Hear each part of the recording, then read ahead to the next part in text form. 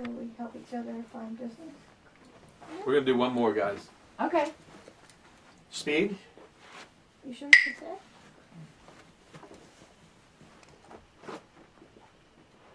When I was a little boy, one of my neighbors came over to the house. He knocked on the door, and he said, "Miss Cheatwood, I want to see John's tennis shoes." She said, "What for?"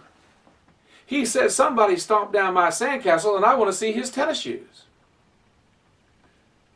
She ran him off. Then she went and got my tennis shoes and went out there to the sandcastle to see if I'd really done it. And I didn't do it. I didn't like that guy. I certainly wasn't going to stomp down his sandcastle. But the next day they told me, they said, "You know what? You don't own your house. You rent." And I was like, I went back to my dad and I asked him, I said, "Dad, they say we rent." And he said, "Yes, son, we do.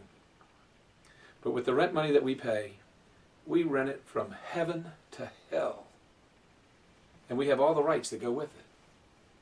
So I went back the next day and told him so.